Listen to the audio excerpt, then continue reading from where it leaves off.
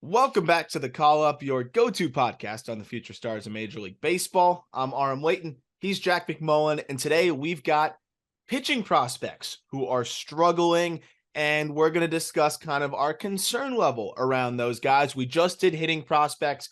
Check that out. That was yesterday's episode. Went out later yesterday, so if you're just seeing it now, you might, or if you're just hearing this now, you might have missed it. So go check that out. Kind of highlighted, I would say, how many names, Jack? Probably like 10 to 12 I think we position did players. 12. 12 position player names that, we wanted to give a little bit of context to how concerned we are. And we're going to be right around the same number here with the pitching prospects, a couple of which, Jack, you may have seen recently, guys that we talk about a lot that, a lot of these guys, it's not about just struggling. It's about struggling, I would say, in comparison to our expectations. So some of these guys are guys that, maybe I was excited about going into the year. Maybe you were excited about going into the year and they haven't quite been as good. Like TK Roby, I think would be a good example of a guy we're going to talk about. Like he doesn't maybe fit the caliber of names that are around him, but I was excited about TK Roby this year and he has been disappointing. So that's part of it as well. Right. 100%. There are also some guys that, I think we were expecting to be middling stat wise that, are maybe underperforming that. Like just full transparency, we just took Quinn Priester off this list. Priester was disappointing through 6 starts. He's put together back-to-back great starts. He went 7 innings, 1 run, 9 Ks, 1 walk on Tuesday night. So we see the OneNote file that I sent you with like 11 names, and it was like, all right, time to take Priester off, because that's the thing about starting pitching this early in the year, man. Like we're talking about a 7-start sample. And there are guys that are really, really talented at the highest level that struggle over a 7-start sample. It's good to see some of these prospects bouncing back. But again, other flip of the coin, a 7-start sample is enough to worry about some guys. Yes. But if 2 of those 7 starts most recently were pretty positive, then, you got to probably tread lightly and take that guy off. So real quick, to mention Quinn Priester before we get into it, what did you see from him in the last start? Were you on the call for the last 2? I know you were on the call for the last 1, but were you on the call for his last 2 starts? Yeah, I've had his last 2. And the thing about Quinn that I love is this guy's like, he's not a strikeout artist. 9 kind of took you by surprise. First 2 guys of the game reached on the first 3 pitches. Darius Hill, who like is sneaky, been a 310 hitter in AAA for Chicago. He sprays baseballs. He's scrappy. I like so him.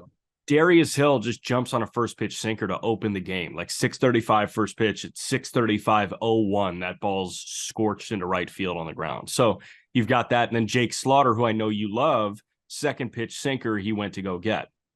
So what does Quinn do?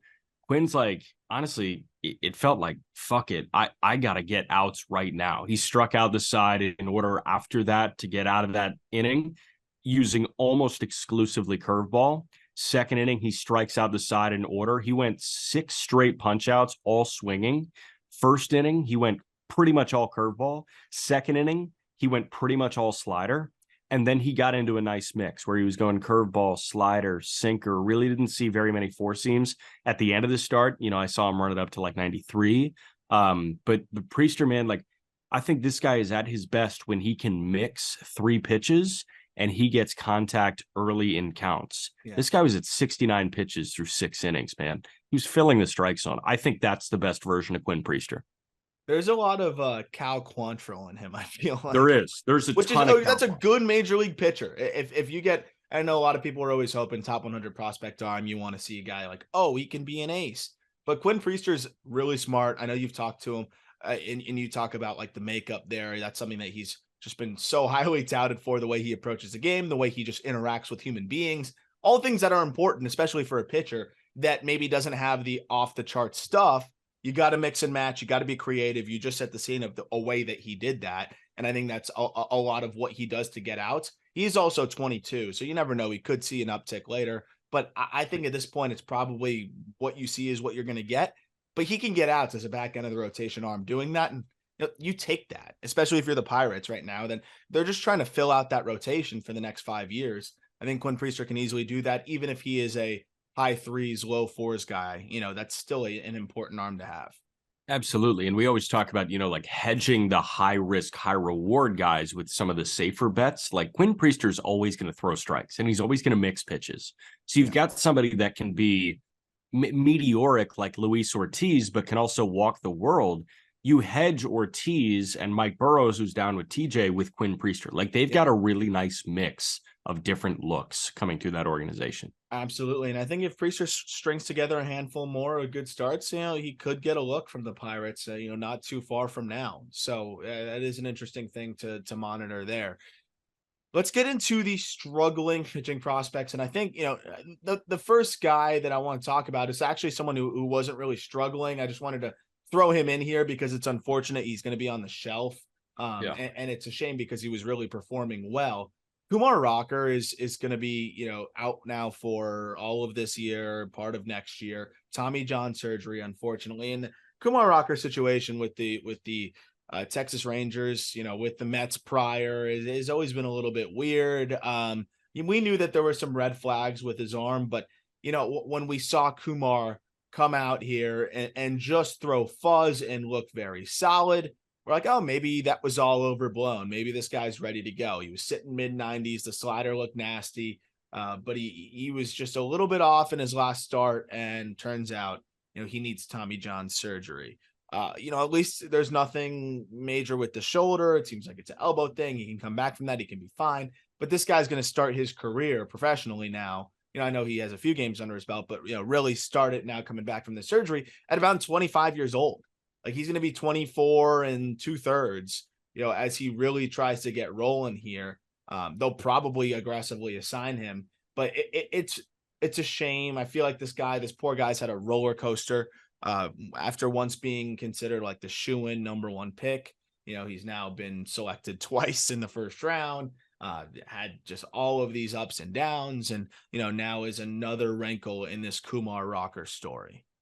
Yeah, it just flat out sucks, man. I mean, like I'm looking at Rocker and I'm just thinking, okay, you were going to be a top 5 pick out of high school. You were hell bent on going to Vandy, which I really appreciated. Like he was the most must-watch talent in college baseball for 3 years. Yep. 2019, you heard about this freshman weekend guy for Vandy. 2020, I mean, you knew that it was Kumar Rocker's year. And then 21, it was Rocker and Leiter. Rocker on Friday, Leiter on Saturday. Like, it's going to be must-see TV. Get the popcorn out. And that's what I appreciated about that. The Mets saga sucked. I assumed that the medical red flag that the Mets uncovered was something in the Painter ilk, right? Like a partially torn, but he's going to try and pitch through it. Yeah, I think they said shoulder stuff too, but that all correlates. Like, obviously there were some red flags with Kumar's arm, and here he is, 6 starts into the season with an arm issue. So, like, it does validate the Mets to a degree. I just hated the way they handled that whole thing. Yeah, it sucked. It sucked. And, like, you make a great point. Like, this guy's really going to get going. He's a 23-year-old in high A. This dude was talented enough to, like, get a ton of outs in AAA right now. But he was off to that really slow start, right? He makes 5 starts in Indie Ball, and then he makes 6 starts in the Arizona Fall League. And in those 6 starts, he threw 14 innings. Like, he was so heavily protected when he was a bulldog for Vandy in 2021. Yeah. So none of it's made sense in the Kumar Rocker saga. And this honestly just makes me root even harder for him to have a prosperous major league career. Yeah. And he still can, it's going to be a later start, but he still can. And because of how polished he is in terms of, I wouldn't say, I think polish is probably the wrong word, but advanced. Like, he knows how to get outs against better competition, and he has 2 pitches that can get outs right now, assuming he comes back to full strength. Fastball that's 95 to 97, and a slider that is disgusting. That was what was really helping him just overpower guys, was that slider. He's still trying to find that changeup, but he was mixing it in. He might end up being a 2-pitch guy that goes multi-inning relief. And you know what? I just want to see Kumar Rocker in the big leagues. This guy just, he deserves to, be in the big leagues and have an opportunity there. So whether it's as a reliever or as a starter at this point, I don't know what the plan is. I assume they want to try to keep him as a starter, given where they selected him in the draft, even if it was an underslot. But regardless, I think the goal has to just be to get him to the big leagues, and especially when he's 25 years old and he can maybe continue his development there, because I think with his 2 pitches, he can contribute, right away once he comes back. And that should help, I think, his case a little bit. I know he doesn't fit the bill of struggling pitchers, but I'd argue when you can't pitch for almost 2 years now, that you might as well be struggling. And unfortunately, we're going to have to wait a little while to see Rocker, who was looking good. That's the good news. And Tommy John is obviously pretty streamlined at this point. So hopefully Kumar comes back and looks as good as ever, because we know he was kind of nursing a few different little arm issues here and there through the last couple of years to try to get drafted, got his bag, and now maybe can actually really get everything taken care of. And nobody wants to take that time off, but maybe this will get him to be the strongest he's been in a little while. For sure. And I hope he is, because I'm still dreaming on that Rocker Leiter Texas Ranger, like 1-2 punch. That would be so much fun. I need it. And Leiter, by the way, real quick, not on this list because he has looked fantastic in his last 2 starts. Fastball is jumping. The command looks better. Very excited about Jack Leiter and what he's doing right now in Double A. Let's stick with the Rangers. Let's just keep going. Let's just keep going with Rangers, guys. Cole Winn. We talked about him a lot last year and voiced our concerns around Cole Winn. We got a lot of comments in the YouTube, like he got hit in the shin with a fastball and like or with a line drive and he hasn't been the same since. I never really bought that theory. I thought that was kind of random and didn't really make a lot of sense. I could see why it affects a start or two after. You're stiff, you don't feel right, but it shouldn't affect you the whole season. If it does, they would shut you down because you could end up creating some much worse issues if your landing leg or your driving leg are messed up. That feels like the fast track to a stress fracture, like immediate. Or like imagine you're altering the way you land, what that can do to your arm and what that can do to other. Like there's no way. I wasn't really subscribing to that theory. Regardless, I appreciated that fans were trying to find a reason to justify why a pitcher who seemed so can't miss in 2021 could all of a sudden just struggle to miss bats. Because what stood out to me with Cole Winn in 2021 was he had 4 pitches that he could get you out with. He had a fastball, he had a slider, he had a changeup, he had a curveball, and he threw them all. He threw them all pretty frequently, and all of which held opponents to a very low batting average. I think all of which held opponents to a sub 200 batting average. So to see the stuff back up is one thing, but to see almost all of his pitches back up was the really surprising part, because I'm like, this guy has 4 different ways that he can attack hitters, all of which were good. And then all of a sudden last year struggles to land strike. I mean, only a 59% strike rate across his arsenal. Fastball was only 55% strike rate. Has that disaster season that we saw last year, did show some flashes. And then so far this year, it's been more of the same. Command struggles, just getting knocked around, and right now opponents have a 930 OPS against him. It's really frustrating. Yeah, I mean, I think you had him at 51 on your pre-2022 top 100. Like, understandably, I loved him. Him. How could you not, man? This guy put up a 2.3 in 19 starts in Frisco. Like, he went from low A, where he was 4.5, to COVID year, to all of a sudden dominating Double A. And I'm like, yeah, sold. Perfect. Let's do it. But yeah, man, I mean, like a 6.5 last year, and he's walking the world now. 32 innings, 26 free passes.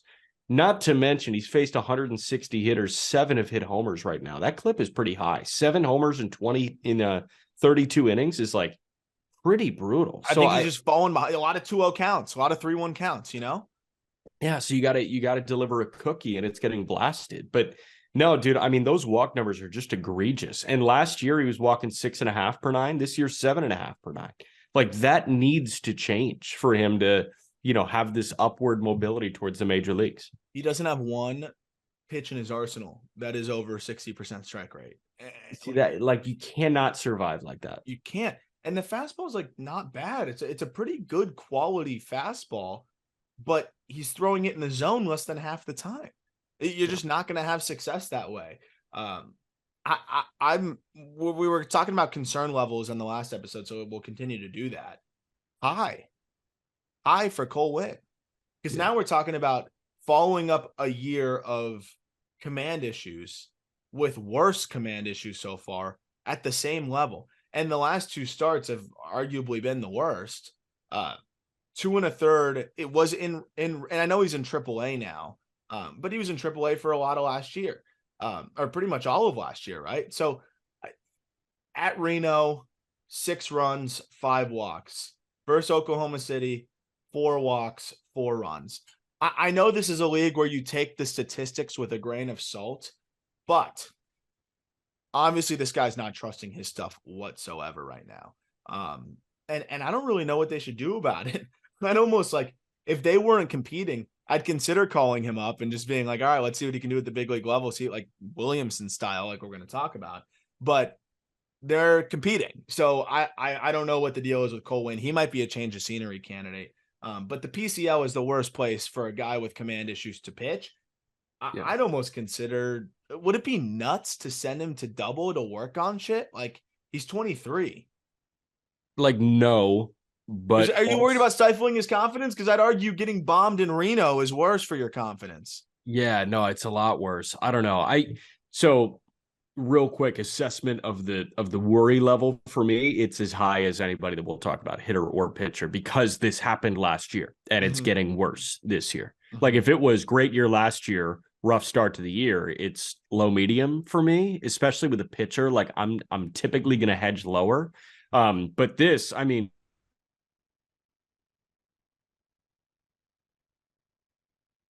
struggles in AAA. So I got to throw my hands up and say, like, dude, I don't know what's going on, whether change of scenery means going from Round Rock to Frisco, or if it means going from the Rangers organization somewhere else. I think that might be necessary now. Which stinks. Because I mean, he's got time, he's 23, but obviously there's a lot that needs to be tinkered with and figured out here with Cole Winn. We'll move to a guy that, I don't think we would have thought we'd be talking about in this light, and it's going to be a low concern, but we got to talk about it because it's been an interesting couple starts for him since he's gone up and down. Taj Bradley, what the hell is happening? Rays right-handed pitching prospect Taj Bradley, who they need more than ever right now, is really running into some trouble so far in his last 3 AAA games. Jack, you ready for this? This is rough. Last 3 AAA games, 16 ERA. That's 16 earned runs in 9 innings, 4 home runs, 6 walks, 5 strikeouts. What is going on? Bradley looks lights out in not only a couple minor league starts, the AAA starts, in big league starts. He went 5 strong against the Red Sox, where he gave up 3 runs and struck out 8. He followed that up with 5 1/3 shutty against the Reds, where he punched out 9. And they followed that up with 5 strong against the Astros, where he gave up 3 earned runs. It was scattering 2 homers, walked nobody, and struck out 6. You take that every day of the week from your young rookie against the Astros. All of a sudden, then they send him back down. I don't know why they did it, but they sent him back down. Whatever roster decision they had to deal with there. And he goes to AAA after that start against the Astros, pitches 6 days later, and goes 1 inning against the Memphis Redbirds. So think about that. You went 5 innings of 3-run ball against Kyle Tucker, Yordan Alvarez, and co. And then you go to the Memphis Redbirds, and you go 1 inning, 8 runs, 2 walks, 2 Ks. Like, I'm just trying to wrap my mind around that. So, I don't know how that happens. Time to think right now. Open your third eye. Who's got more homers at this point? Yordan Alvarez or Luken Baker? That's true. Who do you want to face? Who do you want to face right now? Luken Baker or Yordan Alvarez? Honestly, Yordan right now, the way Luken's swinging it. Luken Baker and Christopher Morel, I think, are tied for the overall lead in homers, major league or minor league right now. But no, I mean, this is so weird. And I guess the concern level's low because it's turning my brain into mashed potatoes. He's 3-0 in his first 3 big league starts. And then he's stinking it up in Durham right now. And the walks are there. They're not there in Tampa. The strikeouts are not there. The strikeouts are there in Tampa. A 23-2 strikeout to walk ratio in Tampa, 13-9 in almost identical samples. 15 1/3 innings in Tampa, 16 innings in Durham. Those numbers shouldn't be that drastic. And velocity, that was the first place I looked. Maybe dip in velocity. No. If any, actually, his last start, he had his highest average fastball velocity of the year. He was sitting 97. through 67 pitches against Charlotte. So the good news here is like Tampa needs him. He's been better in Tampa. So I'd say just get him up to Tampa and let him roll. Yeah, I guess. I guess. And what's interesting is the fastball has just been getting bombed. Absolutely bombed. And the command hasn't been there for the fastball as much.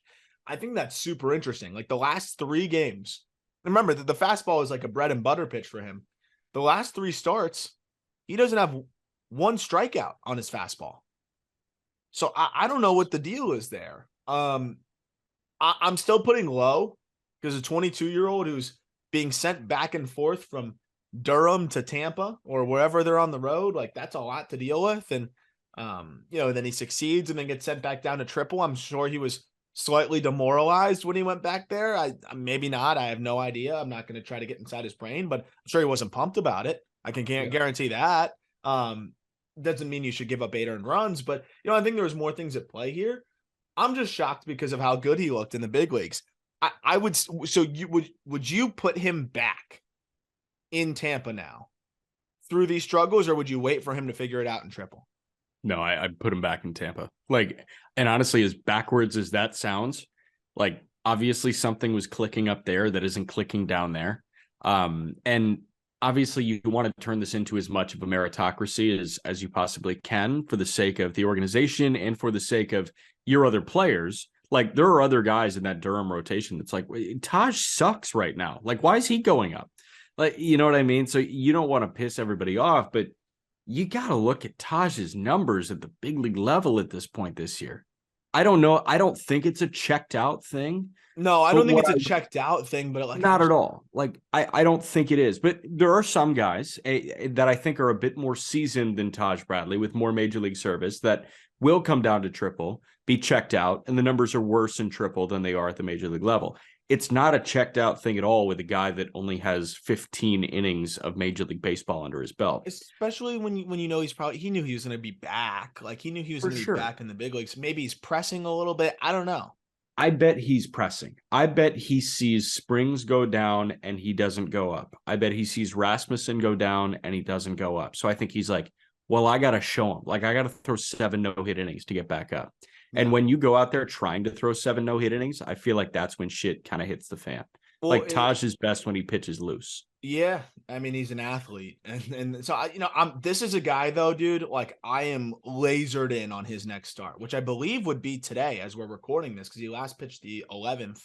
I'll tell you right now, he should be on the bump today. I will be lasered the hell in on that start, kind of going through it because I'll be honest, I have not watched the last couple rough starts, but I'd say the number one thing that stands out in the box score is more walks than usual and more homers than usual. And that's never a good combination. Walks and homers typically not good for pitchers. Yeah. So it's Fauché today. So they're giving Taj an extra day or 2 off, really. No, by the way, Glasnow made a rehab appearance last night. He looked fantastic last night. Oh my gosh. Yeah. 4 innings, 3 hits, no runs, 9 days. Yeah, I mean, I always feel so bad for those hitters. Like he's just think about it. Triple. I know, but like think about like you're a hitter though, and you're you're getting in a nice rhythm. Like maybe you're starting to get hot, and then just like that's basically a Cy Young candidate comes into town to rehab and just carves you up. Like that sucks. So like I get it when it's like low A. Like no, when it's low A, it's comically unfair. I always think about that. Like when DeGrom went to like Jupiter, and I'm like, do you think they even gave those kids a scouting report? Like, no, you don't even. Hey, it's Jacob DeGrom. It's really fast and you won't hit it. Like, just you got no shot. But like this is Triple. Like for him to dominate Triple shows you just how good this motherfucker is. Especially after not throwing for so long. Yeah. So I guess Taj could possibly line up for Thursday because Fauché goes today. I think it's interesting that he hasn't thrown yet because like he threw the 11th. Today's the 17th. He's not going to throw the 17th. Like it'll be interesting to see how maybe they're deciding if they want to bring him back up or they want to give themselves a little flexibility here. So that's where I don't envy these guys in the front office, these guys and girls in the front office that have to make these decisions because you got to be worrying about the AAA rotation and who's throwing when you've got all of these injuries and you've got to be like head on a swivel, making sure everything's working on, every single level. Which Right. is why, Brandon Williamson, like the way it timed up, he gets the call up. And I was so ready for this Reds prospect here to get just dismantled. Like this guy was getting rocked in AAA. And they say, all right, kid, come make your big league debut at Coors Field. And what does Brandon Williamson do? 5 2/3, 2 hits, 1 run on a Zeke Tovar solo shot, 2 walks, 6 Ks at altitude. We're still going to talk about Williamson because otherwise he's struggled. But I will say, Williamson now, you include that start in there. He's now put together 2 starts in triple, 1 start at Coors in the big leagues. The last 3 starts, 17 1/3, 11 hits, 5 earned runs, 3 homers, 6 walks, 17 Ks. That's the Williamson we knew. Not enough to get him off this list because literally on the 23rd, he went 3 2/3 and gave up 10 hits, 6 runs, 4 earned. And then on the 29th, he made a start where he got 1 out. 1 out, 5 hits, 8 earned. And then he turned around and has strung together these 3 starts. What the hell is the deal with this dude? I don't know. We saw him second week of the season. I think it was start 2 of his season. And this dude like wore frustration on his face more than any other AAA pitcher I think I've ever seen. Like he was having a bad start, and like everybody that was watching the broadcast knew that Brandon Williamson was having a bad start. And we got a shot of him after the first inning, like slamming his glove against the dugout bench, like repeatedly. Like it was a really rough thing to watch. Like body language was terrible. And that wasn't even his worst start. If you look at I know. And I feel terrible seeing that, but also like that doesn't, that I can't give a vote of confidence in somebody that I see that negative body language. No, I mean, dude, I forget which big leaguer I was listening to recently. A retired big leaguer who was saying like the number one thing I tell these guys in the minors and in college is like they're looking at that. Like teams are looking at that because they know it's baseball. You will face adversity, and I do think that is telling there. I don't think you're putting too much stock into like a few gestures, because I think when you see a guy who's had compounding frustration, I think that's pretty telling. But it is also interesting that now he's succeeding and he strings together 3 in a row. This might be a guy that has those ups and downs.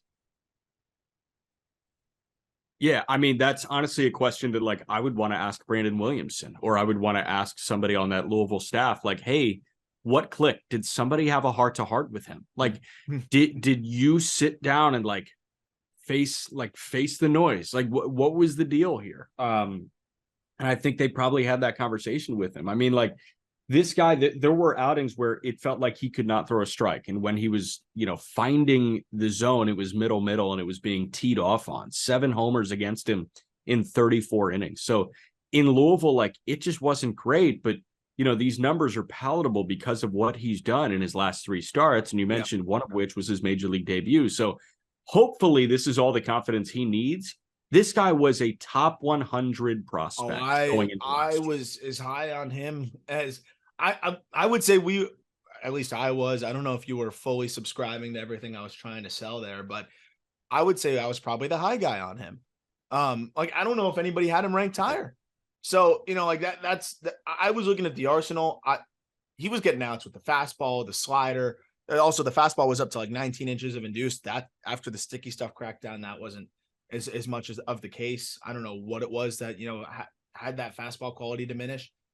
Slider, he would get outs with, curveball, even the changeup he was getting outs with. But now, he's really only been fastball slider, and the fastball quality is not there. What I will say is over these last 3 starts where we've seen the big time success from Williamson, he's spotting the slider. Last 3 starts, 74% strike rate on the slider. I was watching that start against the Rockies, just locating it really well. That the slider was located east, west, righty, lefty hitter. Yeah, he was backdooring, burying it, looked a lot better with that. And I think that was something that was enough at 6'6" with that release point. when you're spotting the slider, you can get outs that way. And then it allows the fastball to play up, and, you use the curveball a bit as a taste breaker. He doesn't land it for a strike as frequently, but, it's a good look for him, and he mixes in the changeup a little bit too. He could be a fringy 5-starter with that mix, even if he battles command issues. But, over those last 3 starts, he's only walked 9% of hitters, which is a lot better from where he was before. That said, congratulations to Williamson. This is awesome to not only get the call up. I was hoping it wouldn't be like a Levi Stout sacrificial lamb type of thing. I'm glad he was able to enjoy his big league debut, especially at Coors. For sure. For sure. Yeah, I was worried that it was going to be like, hey, go out there and like give us 3 innings, best case scenario. And like, we know you might get rocked, but like, we had to do it. But no, he helped the Reds pull off a win there, which is pretty awesome. Yep. Let's go back to the Rangers, which I think that we get a trend here, man. The Rangers and pitching prospects, because they don't seem to have the highest rate of success with their guys, though I will say Jack Leiter's turned it around, like as we talked about. And then, they've had Owen White just continue to throw well, but I think that's more of a testament to Owen White. TK Roby is a guy that I was very, very, very excited about going into this year. I still am excited about. I think he's an interesting arm, but he has struggled thus far. That said, Roby's young. I'm going to put, and we haven't really put concern levels on the last couple guys, I just realized. So, rapid fire. Williamson, like, concern relative to what? Yeah, I guess medium. Yeah, medium. Yeah. Who else did we talk about? Taj Bradley, low. Okay, we're good. We're caught up. TK Roby, I think, like, relative to what most people were expecting this year, like, he's probably not a disappointment. This is a guy that wasn't really ranked in the top 10 in that system by anybody. I don't think was really expected to do a ton. I just kind of fell in love with TK Roby when I was doing the Rangers system dive, and thought he could be a really interesting arm to follow this year. It's worth noting he's a 21-year-old in the Texas League. So not only is he younger for the competition, he's in a hitter-friendly environment in which he is younger for the competition. The strikeout to walk rates don't look bad, but the 6.11 ERA is always going to get you put on a struggling pitcher's list. Home runs have been an issue. They were an issue for him last year. If they were an issue, if they were an issue for you in high A and you haven't totally fixed it, it's going to be an issue for you in the Texas League. And that's, I think, the big challenge right now is 5 home runs through 7 starts. And I think a lot of those home runs have been with guys on base. I still am not, I'm going to put a low concern on Roby, especially because he's overall throwing strikes, only 6% walk rate. He's getting swing and miss. I think he's still just figuring himself out and missing middle a bit too much, but overall low concern rate for me. Yeah, I think low for me as well, because I don't have like super high expectations, I guess, for him. He's a 21-year-old in double. And like, I expect those expectations to get higher for me as he progresses, but this guy's 4 years younger than the league average pitcher in the Texas League. Like, I'm not worried about a guy this young. A 6 is concerning so far, but not concerning enough for me to really bat an eye, especially through 7 starts. He was a 4.5 last year in high A. If he's a 4.5 in double, I feel decent about him. But I think this is a guy that like will follow the trend of entire year in low A, entire year in high A, entire year in double. I wouldn't be shocked if he repeated double next year. And if he hits the ground running through 2 months, like he gets the bump to triple. You have so much time for this guy to figure himself out. Last start was really good too, against Amarillo at home, 6 1/3, 2 hits, 2 runs, 1 walk, 8 Ks. So hopefully he can build on that. But yeah, I'm gonna go low concern, and it might be as low as anyone that we really talk about aside from like Taj Bradley on this list. Cool. We move on to Reese Olson of the Detroit Tigers. And Olson's somebody that, we've seen on top 100 lists. Now, this is somebody that a lot of outlets or several outlets have liked a lot. And I can see why. You watch some starts and the stuff is nasty when it's on. But his fastball gets absolutely obliterated. And he does not trust his stuff always and battles some command issues. Olson is really struggling. Do you have the actual ERA stat line in front of you? Yeah, 8 starts. He's 1-3 with an 8.5 ERA, 26 2/3, 37 hits against him, 25 earned, striking out 9.5 per nine, walking 7 per nine. The whip is over 2.1. So the reason why I think we were seeing him on top 100 list is breaking ball is so aesthetically pleasing, and the fastball is up to 97, sits 95, 96. That said, it's a dead zone fastball sometimes. Honestly, it just is a dead zone fastball. Opponents this year are hitting 370 with a 1200 OPS against his fastball, against that four-seamer. That's not going to fly. You combine the sinker with it. Oh my gosh. Opponents are hitting 440 with a 1300 OPS against his fastball. Small sample size, but they're 19 for 43 with 3 homers, 9 walks, 10 Ks. That won't play. Slider's nasty still, but when you land it for a strike, only 55% of the time. And the curveball is pretty good too, man. It looks gross, but he lands both those pitches for a strike 53% of the time. How are you going to succeed like that? Fastball gets bombed. Breaking balls don't land in the strike zone enough. It kind of gives you what you got here ERA-wise. 23 and triple, so he's got some time. But right now, there's a lot that I think he needs to figure out, a lot of moving parts. I'd put extremely high concern on Reese Olson. Yeah, like very, very, very high for Reese Olson. With the fastball getting hit as hard as it is and him having like no command on some nights, this is not, a guy that like I'm really giving the vote of confidence to. I just watched him 2 weeks ago. He started a road trip against Indy, and it was like an 11 a.m. first pitch. But yeah, like the curveball's pretty, but they got to him, man. Like that's the thing. And I think he had a decent line in that outing, but what I watched was really not, it wasn't positive at all. Yeah. Like seeing Reese Olson kind of try and work through that outing. And I think the whip over 2 is indicative of that. So like he's not throwing strikes. When he is throwing strikes, it's base hits galore. Like that's just not a recipe for success at all. No, not at all, unfortunately. Another guy, we go to a left-hander now in Double-A. Dax Fulton, Miami Marlins. Dax was on the show ahead of this year. This is a guy that I was, very excited about. He is young, 21 years old, high school lefty too, who, had a late start to the professional career because of Tommy John. So, he's probably like pitching age 20 years old really at this point. So he's got plenty of time. But to see Dax go from what he was last year in Double-A, which is the interesting part, that's why he's on this list, is we've seen Dax succeed in Double-A to the point of which, dominate in Double. His last start of the year, which was a playoff start against the Montgomery Biscuits, the Double-A affiliate for the Tampa Bay Rays, which was a very good lineup. He went 6 innings, 1 hit, no runs, 1 walk, 13 Ks. 13. And that came right off the back of a start where he went against Biloxi, another loaded lineup at the time. 5 innings, 2 runs, 2 walks, 9 Ks. He finished out the year last year in Double-A. You include the postseason start, Jack.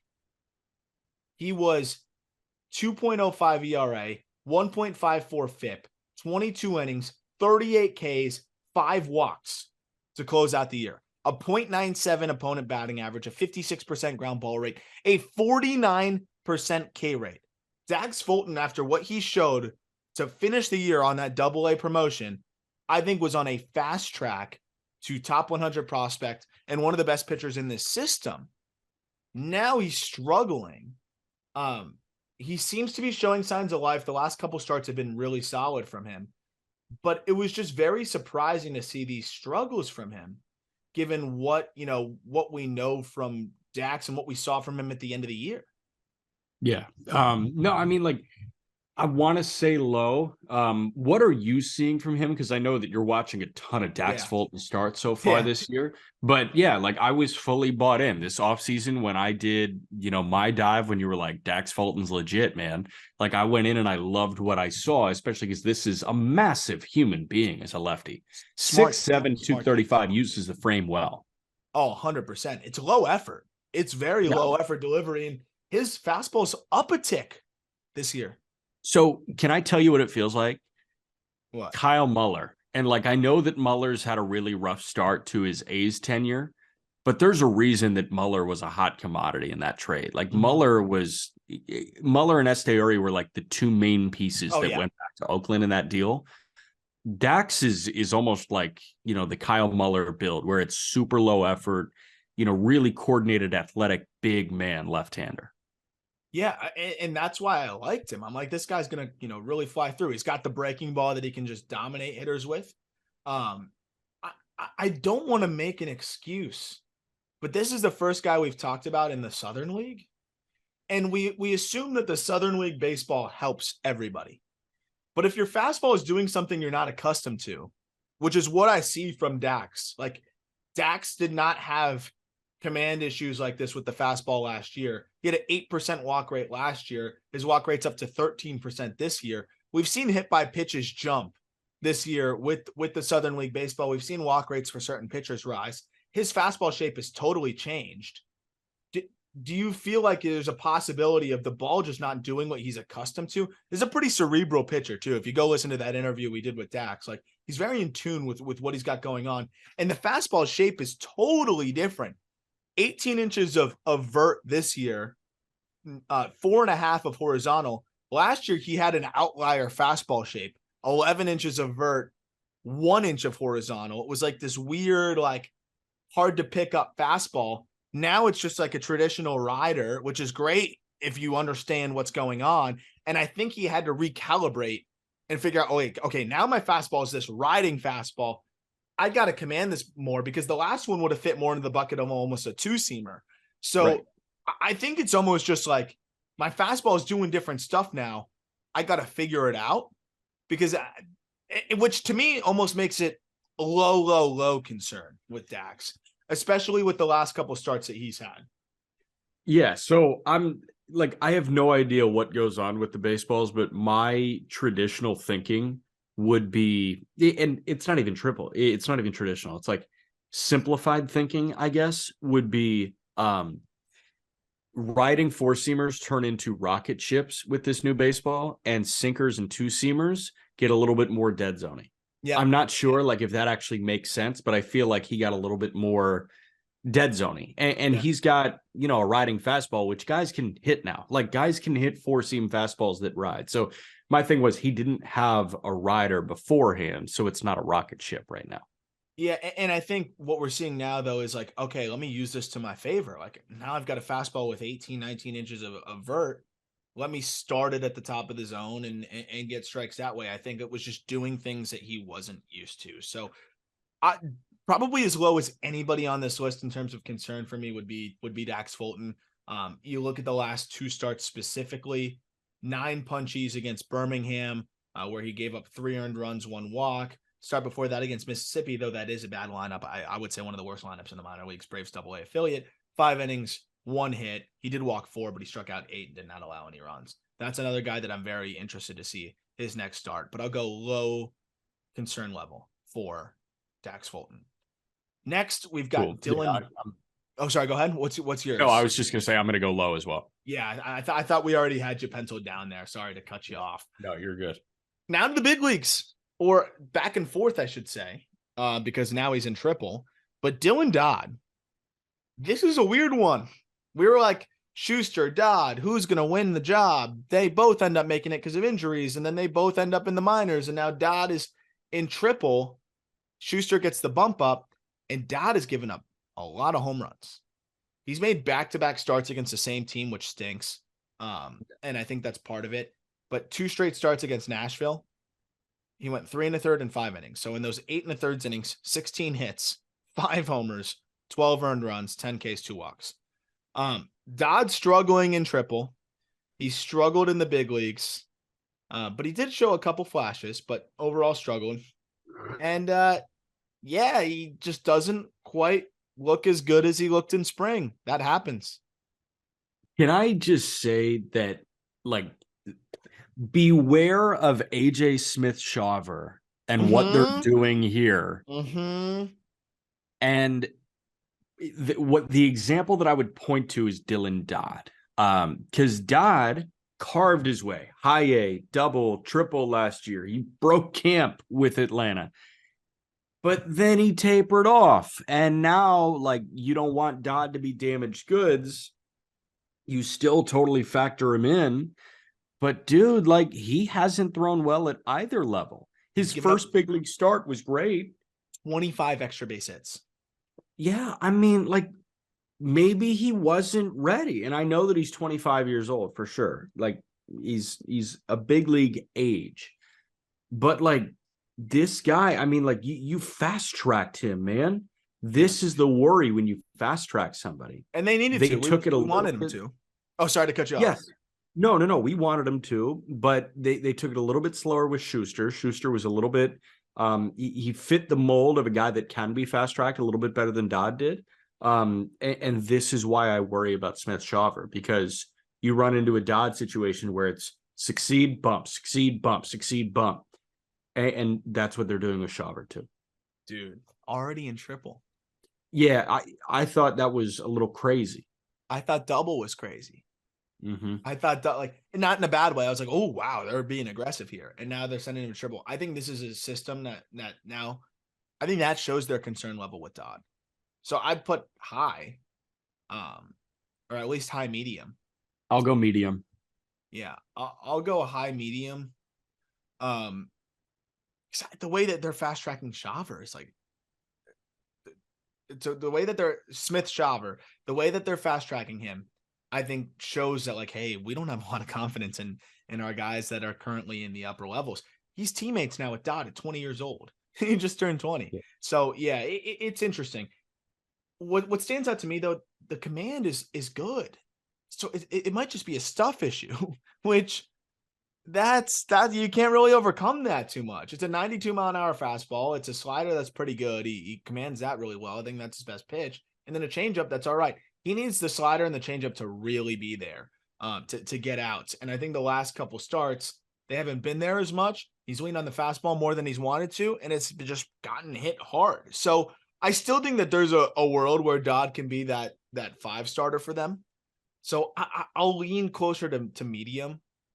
Okay. Now that I kind of think about it, and I kind of stand with you on that one, I think he's almost in the zone too much right now. So he can make some adjustments, and we were never expecting him to be more than a 4 or 5 starter at best. So I'll say medium, because I still think he can easily be that. Yeah, like, we were never expecting frontline guy. I don't think that this start to this 2023 season says frontline guy, but I think it could say, like, hey, 5, just get right. So that's why I'm at medium. Yep, I'm with you there, actually. So I agree. A guy that did have ace expectations, and we're kind of waiting to see, what the deal is here, and if he can turn things around, is Grayson Rodriguez. The Baltimore Orioles, he has shown us flashes. We're like, oh, here he is. And then he kind of hits a wall and gives up 8 earned runs to the Angels. He's been very back and forth. It's been really tough to kind of peg where G-Rod's at. Where are you at on G-Rod? Because I know you were tuned into that last start where he struggled against the Angels. Again, it's like you get the 5 innings. I know it was the Tigers, but you get 5 innings of shutout ball, 9 Ks against the Tigers.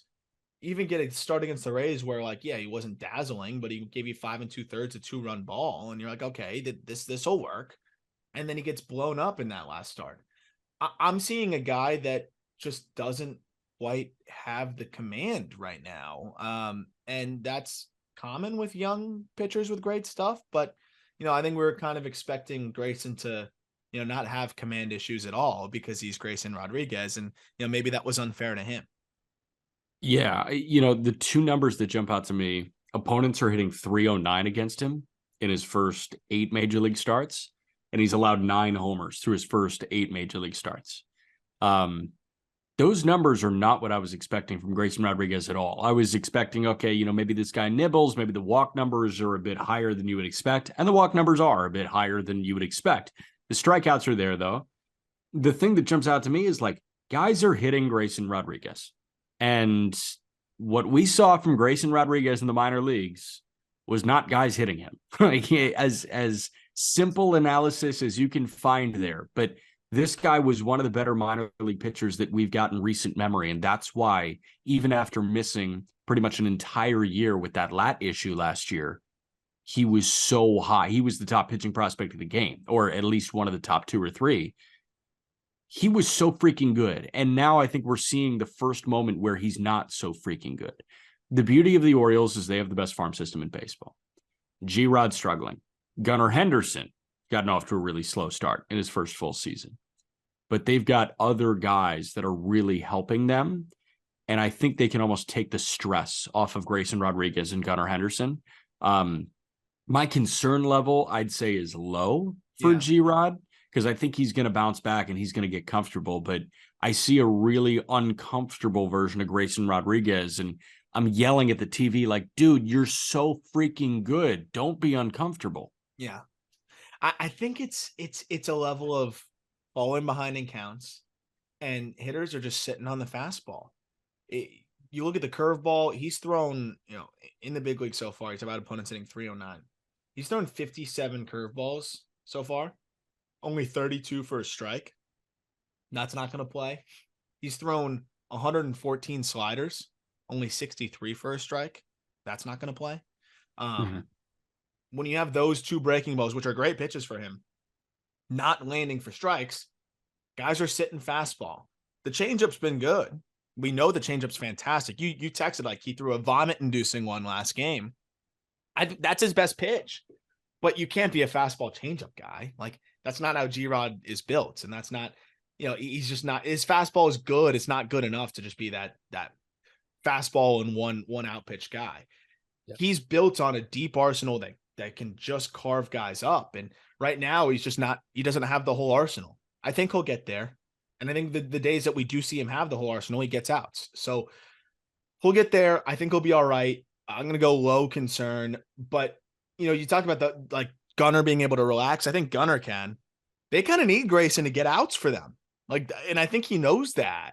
I know they're performing well, so he should relax, but right now it's keeping the ball in the yard. 7 home runs in his last 3 starts. And again, falling behind hitters, got to go to the fastball. They sit on the fastball, and big league hitters ain't going to miss that, man. They're not missing fastballs and fastball counts unless you place it perfectly. And Grayson isn't really placing anything perfectly right now. It's a learning curve, and I think it'll be just fine. But the lack of whiffs in the zone are standing out to me. And I think that's just because of the way he's struggling to locate the secondary stuff. Right. Couple more names real quick. We've got Ben Joyce, which is an interesting one to hit on real quick. We can wrap up on Ben Joyce and Brian Mata. Ben Joyce of the Angels, Brian Mata of the Red Sox. Ben Joyce was I think he was literally drafted to be in the bullpen by now. Would you say that was when the Angels drafted Ben Joyce out of Tennessee? If you ask Perry Manassian, if he thought that Ben Joyce would be in the bullpen by May 2023, do you think Perry Manassian would have said yes? Absolutely. And why is he not in the bullpen? Because he's walked 12 guys in 10 2/3 innings. Yes. Yeah. That's the struggle. And, Joyce, I think, just pitched yesterday. He got 1 out. He gave up 2 earned runs. He walked 1 and he hit 1. He's hit 5 guys, which sucks when you throw that hard and you hit guys. Damn. 12 walks, 5 hit batters in 10 2/3 innings, 17 free passes. This is another Southern League guy. Yeah. Here's what jumps out to me about Joyce. Opponents are hitting $135 again. Yeah, that's the thing. He's Ben Joyce. You're not hitting him. It's Ben Joyce against himself. Yes. And he's losing time and time again against himself. Yeah. That's the hard part. 32% K rate. No one's really touching him. He had 5 hits and 54 plate appearances, but it's only 37 at bats because he's given up so many free passes. When you're landing your fastball for a strike 52% of the time, you're not going to succeed. It's just not going to happen. Can you believe, though? Do you know what his fastball is averaging this year? Is it over 100? 100.2 miles per hour. Sweet. Just throw strikes. Throw What's your strikes. concern level?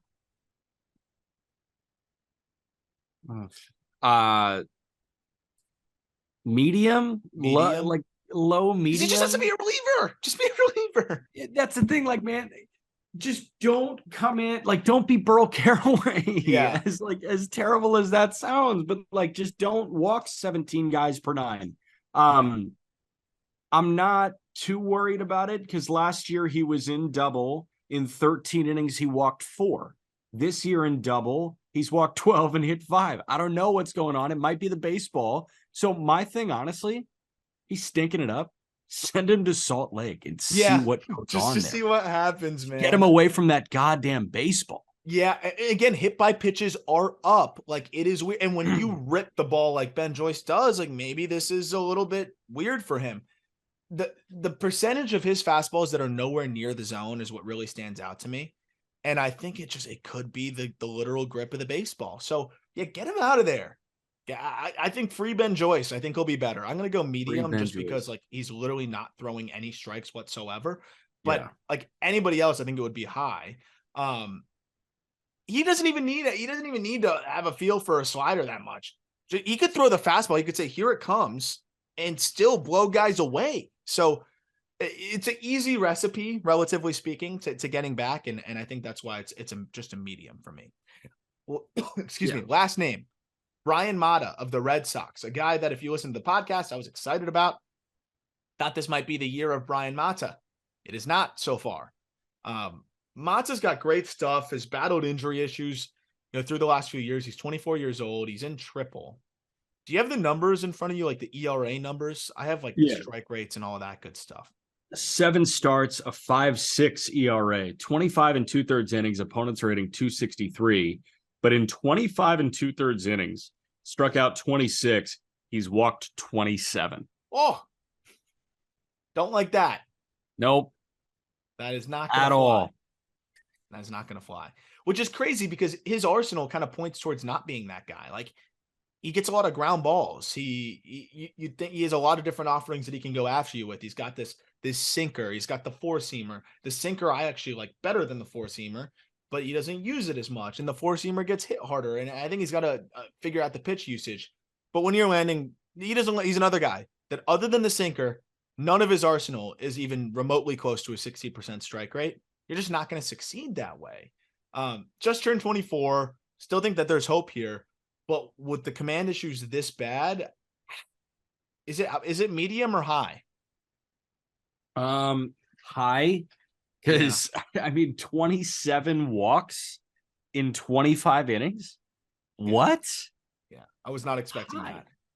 And last year, he battled some command issues. It was 13 walks or 13% walk rate. Excuse me. It was 46 walks in how many innings last year? 19 starts. It's just. That's I'm gonna go high. I'm gonna go high on Brian Mata. Palatable. And they need him. Like, they could use him right now. And he is not really going deep into starts whatsoever. He has walked about 3 in just about every single start this year. Yeah, I'm gonna go high on Brian Mata, unfortunately, but very talented arm. Gets a lot of whiffs. Hopefully, like in terms of what we saw last year, but the whiffs are down big time too. So I'm gonna go high. Hopefully he bounces back, but doesn't look good right now for the Red Sox prospect. I owe my buddy Cooper Boardman a call, so I'm gonna call him and I'm gonna say, dude, what the hell's going on with Brian Mata? And I will come back to the next episode and report. Yeah, get the Cooper Boardman report over there from the Blue Sox broadcaster. By the way, Cooper Boardman, great voice over there. Another guy that I feel like you guys are gonna be calling games against each other in the big leagues at some point, not too far away. Hopefully, he's doing some Red Sox pre and post, man. That guy's a rocket ship. Buy stock in Cooper Boardman. I would buy Cooper Boardman stock right now.